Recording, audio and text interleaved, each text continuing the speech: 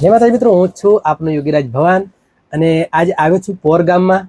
અને પોર ગામમાં આવ્યો એટલે દરેકને ખબર તો પડે જ કે ક્યાં આવ્યો છું. એટલે કે રામદેવ રેકોર્ડિંગ સ્ટુડિયો. અને ત્યાં કોને મળવાનો છું એ તમને ખબર તો પડી જ ગઈ છે મિત્રો. તો આવો મળીએ એક એવા જ કલાકાર જે જાબાજ અને ટેલેન્ટેડ, જેની ઘણી બધી એક આગવી ઓળખ બનાવી છે. તો મળીએ એવા જ એક કલાકારને. તો આવો મિત્રો. જય માતાજી વિક્રમભાઈ. જય માતાજી. તમને મળીને ખૂબ ખૂબ આનંદ થયો, કારણ કે તમે તમારો કિંમતી સમય જે મને આપ્યો એ બદલ ખૂબ ખૂબ આભાર. કારણ કે સમય ન હોવા છતાં આજે તમે મને તમારો સમય આપ્યો છે, તો ફરી એકવાર થેન્ક યુ કહીશ. તો વિક્રમભાઈ, બધા તમને જાણે જ છે, એટલે હું જે પ્રશ્ન તમને પૂછું છું એ નહીં પૂછું, કારણ કે કોણ તમને ન જાણે. પણ મારો બીજો પ્રશ્ન એવો હતો કે આ સંગીત લાઈનમાં કઈ રીતે આવવાનું થયું? સંગીત લાઈનમાં તો હું પહેલાંથી મારા ફાધર એસટીમાં જોબ કરતા હતા. બરાબર. મેં પણ મહેનત બહુ જ કરેલી છે. સાચી વાત.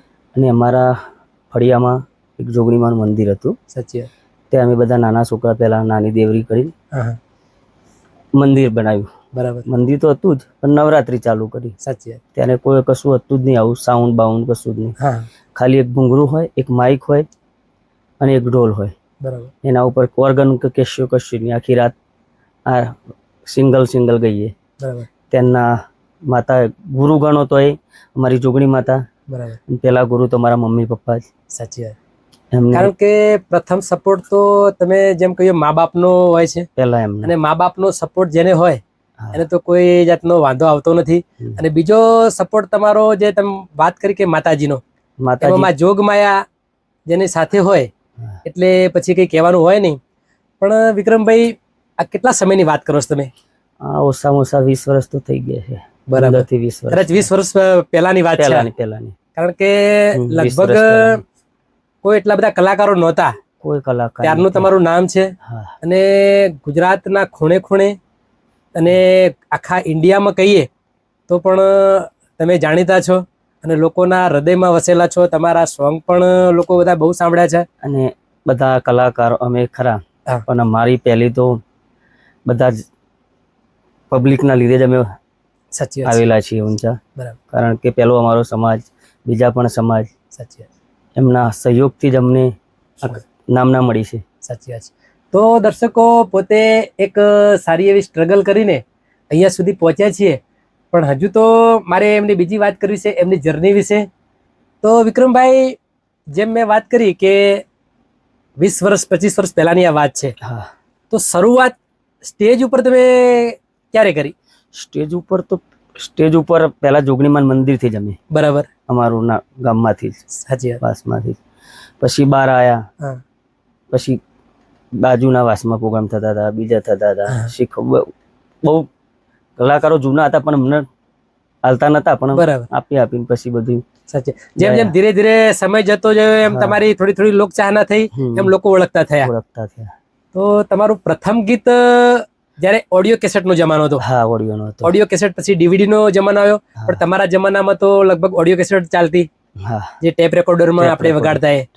તો એમાં પ્રથમ તમારું કયું ગીત સારું ચાલેલું? ગીત સારું ચાલ્યું તો મારું એક તો પોદું પોદાનું ઉડાડ્યું. સાચી વાત. પછી એક રાધા મારી આંખનો તારો, એ મારા ગુણવંતભાઈ નામ મેં કીધું. બરાબર. ગુણવંત ઠાકોર નામ. જીગર સ્ટુડિયો મારા પહેલા બહુ ગીત બનાવ્યા. સાચી વાત. ગુણવંતભાઈએ આનંદજીને.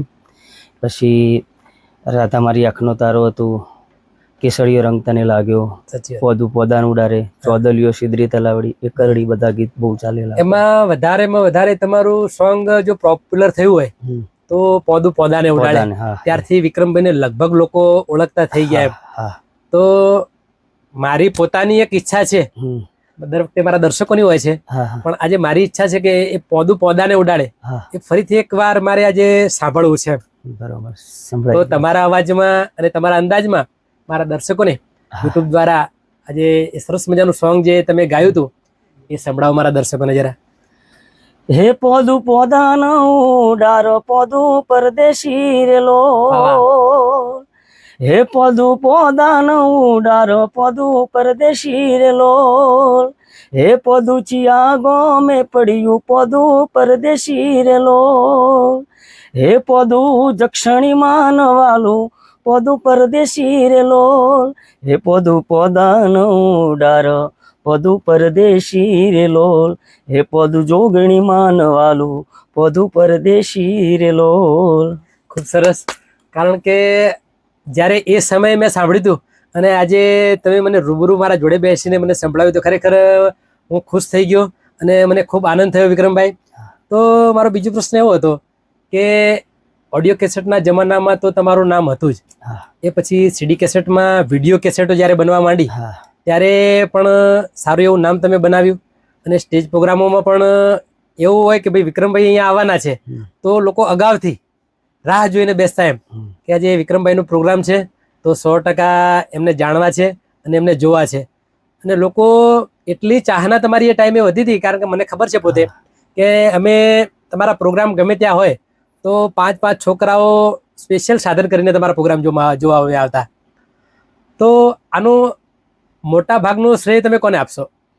મોટા ભાગનો શ્રેય તો હું જનતાને જ આપીશ. સાચી વાત છે, દર્શકોનો જ આપીશું 100%. એમના લીધે જ અમે આટલે સુધી પહોંચ્યા છીએ. આજે દર્શકો આપણને જે વધાવે છે, જે આપણી ચાહના એમને આપણા પ્રત્યે જે બનાવે છે લોકો, તો મોટા ભાગનો શ્રેય એમને આપીશું આપણે. અને બીજા તો પહેલા તો મારા મમ્મી પપ્પા, સાચી વાત, અમારું કુટુંબ અને મારી ગુરુ માતા જોગણી માતા, બરાબર, અને બીજા છે કદાચ મારા ઘરેથી મિસેજ, કારણ કે એ લક્ષ્મીનો અવતાર થઈને આવ્યો અને એમનાથી અમારી પ્રગતિ થઈ. 100% બધું બરાબર.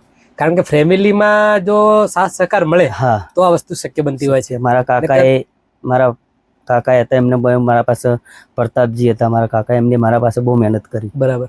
પપ્પા કરતી એમની મહેનત વધારે હતી મારા પાસે. તો વિક્રમભાઈ, આ સિંગિંગ જે લાઈન છે, ગાવાની જે લાઈન છે, તો તમારા જે કહેવાય તમારું કુટુંબ, એમાં પહેલા કોઈ ખરું? કોઈ જ નહીં. શરૂઆત તમારાથી થઈ છે? પણ મને જ્યારે હું નાનો જ હતો, 1-2-3 મહિનાનો, ત્યારે જ મારી મમ્મી મરી ગયા હતા. બરાબર. હા, એટલે બધા કહેતા હતા કે તમારા મમ્મી ગાતા હતા, લાઈનમાં ગરબા ના ગાતા, એમનો શોખ બહુ હતો, એમ ગાતા હતા. બરાબર. એટલે મને એવું છે કે મમ્મીનું એ કદાચ એમના આશીર્વાદ હોય અથવા એમનું સપનું હોય કે ભાઈ મારા દીકરાને એક ગાયક બને, એમના આશીર્વાદથી કદાચ એવું બનતું હોય છે. તો એવું તો મારે ના પૂછાય કે તમે કયા કયા કલાકારો જોડે પ્રોગ્રામ કરે છે. લગભગ કલાકારો મોટા ભાગના તો કામ કર્યા જ હોય તમારા જોડે બધા. તો મારો પ્રશ્ન બીજો એવો હતો કે એક આ મ્યુઝિકની લાઈન સાથે સાથે તમે એક તમારા ક્ષત્રિય કુળ કહેવાય, એમાં પણ તમે જોઈન્ટ થયેલા છો. તો એમાં કયા કયા કાર્યો કરો છો? એમાં તો કાર્ય તો એવું છે, પહેલા તો હું રણુજા, બરાબર, બધા ચાલતા જતા. તમારા જે કહેવાય તમારું કુટુંબ, એમાં પહેલા કોઈ ખરું? કોઈ જ નહીં. શરૂઆત તમારાથી થઈ છે? પણ મને જ્યારે હું નાનો જ હતો, 1-2-3 મહિનાનો, ત્યારે જ મારી મમ્મી મરી ગયા હતા.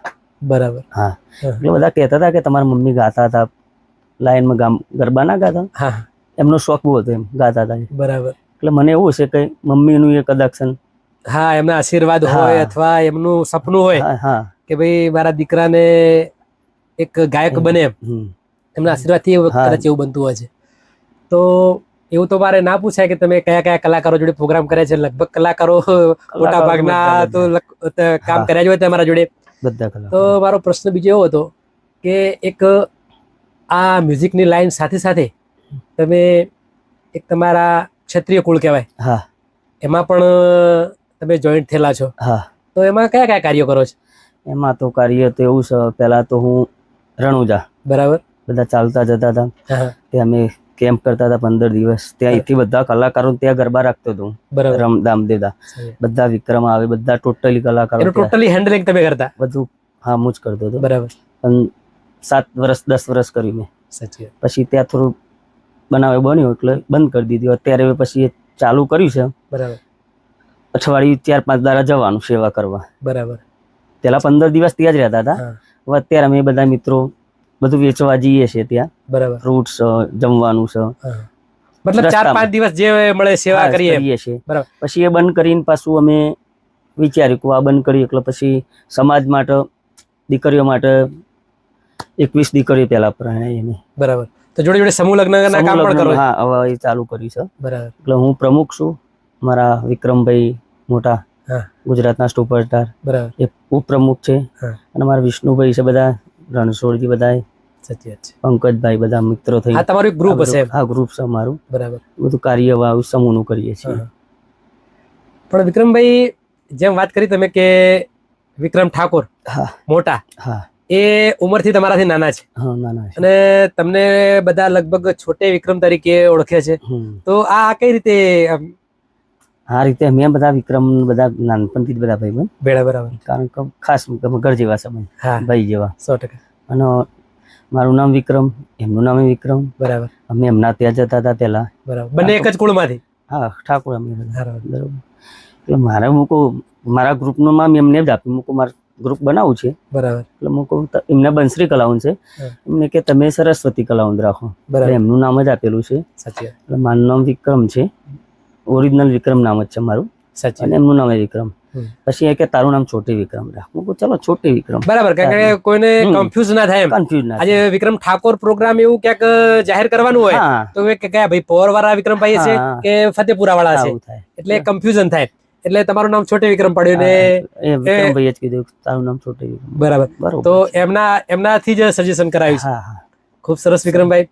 કારણ કે પણ મેં જેમ વાત કરી કે એક કલાની દુનિયામાં, એક સિંગરની દુનિયામાં આગવું તમે સ્થાન મેળવ્યું છે, એ તમારા માતા પિતાના આશીર્વાદથી, ચાહકોના સાથ સહકારથી, અને જેમ તમે કહ્યું તમારી ફેમિલીમાં. અમારા ગામના હતા બધા, એમ તો વિક્રમભાઈ ઘરે જતા હતા. હું હતો, અમારો ભાઈ મોટા ભાઈ હસમુખ ભીખાભાઈ, બરાબર, પેલા ભરત પટેલ, એ બધા જતા હતા એમના હતા. બરાબર.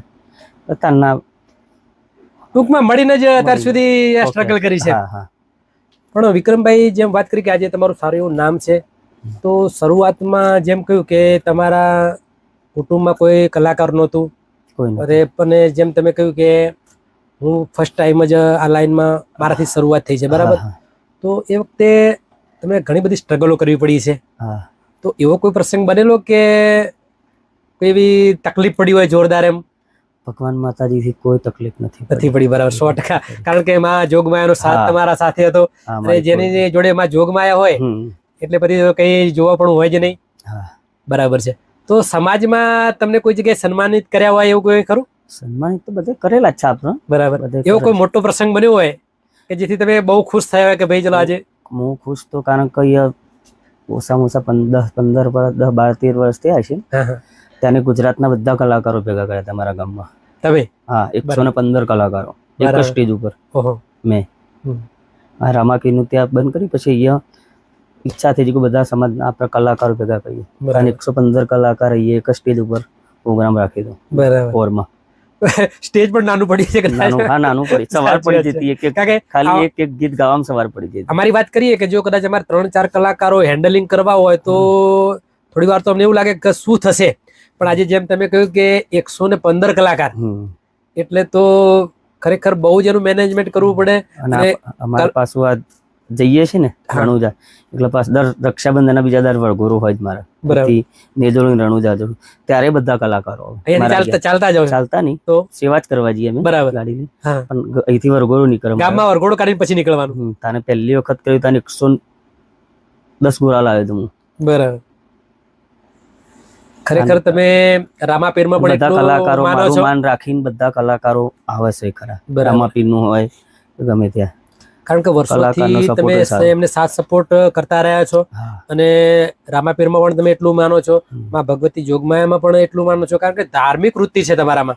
અને જે ધાર્મિક સંસ્થાથી જે માણસ સંકળાયેલો હોય એ લગભગ ક્યાંય પાછો ના પડે. તો જેમ વાત કરી કે મારે પૂછવું જ હતું કે ભાઈ તમારે ક્યાંય એવું મોટું પડે, તમે જાતે જ કહ્યું કે 115 કલાકાર, એટલે ખરેખર મને તો એવું લાગે છે કે આટલું મેન્ટેન કરવું એક અઘરી વસ્તુ છે.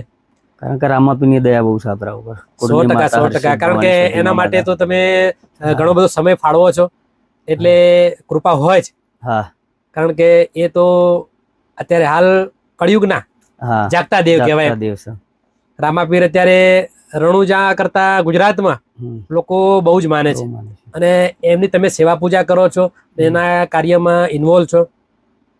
તો જેમ વાત કરી કે અસંખ્ય કલાકારોની તમારી ઓળખાણ છે, અને લગભગ લોકો તમને ઓળખે છે.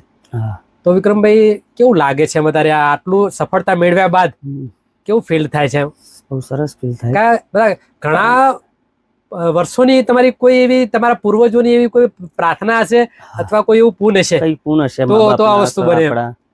એમના લીધે જ નકર આ વસ્તુ અશક્ય છે. ના થાય. બરાબર. ખૂબ સરસ વિક્રમભાઈ, તમે જે વાતો મારા જોડે કરી, કારણ કે જ્યારે મારે તમારા જોડે આવવાનું હતું તો 2 દિવસ પહેલા જ મારે વાત થઈ જયેશભાઈ જોડે કે ભાઈ આપણે પોર ગામમાં જવાનું છે અને પોર ગામમાં જઈને વિક્રમભાઈને મળવાનું છે. ત્યારે જ હું તો ઘણો બધો ખુશ થઈ ગયો હતો કે વિક્રમભાઈ જોડે હું અવારનવાર વાતો તો કરી છે, પણ ફર્સ્ટ ટાઈમ આજે તમારા જોડે બેઠો છું અને તમારા જોડે વાતો કરવાની મને એટલો આનંદ થયો છે કે જેની કંઈ પૂછવી વાત એમ. અને બહુ મજા આવી, કારણ કે તમારો સ્વભાવ પ્રથમ તો આટલી સફળતા મેળવ્યા બાદ એક અમારા જેવા લોકો જોડે તમે જે વાતો ચીતો કરીને સમય આપો, એટલે ફરી એકવાર તમને થેન્ક યુ કહીશ, કારણ કે તમે થેન્ક યુના હકદાર છો. તો વિક્રમભાઈ, મારું કામકાજ છે નાના કલાકારો હોય એમને યુટ્યુબના માધ્યમે એમને એમની જર્ની વિશે, એમના સંઘર્ષ વિશે, એમની સ્ટ્રગલ વિશે હું જણાવું છું. પણ આજે તમે તો ઘણી બધી સફળતા મેળવી છે, છતાં પણ તમારી જર્ની આજે મને કહી તો વાતો કરવાની મને એટલો આનંદ થયો છે કે જેની કંઈ પૂછવી વાત એમ. અને બહુ મજા આવી, કારણ કે તમારો સ્વભાવ પ્રથમ તો આટલી સફળતા મેળવ્યા બાદ એક અમારા જેવા લોકો જોડે તમે જે વાતો ચીતો કરીને સમય આપો, એટલે ફરી એકવાર તમને થેન્ક યુ કહીશ, કારણ કે તમે થેન્ક યુના હકદાર છો.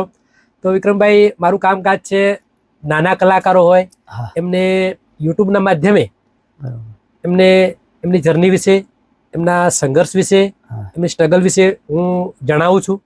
પણ આજે તમે તો ઘણી બધી સફળતા મેળવી છે, છતાં પણ તમારી જર્ની આજે મને કહી તો આજે મારી સાથે તમે સમય આપ્યો.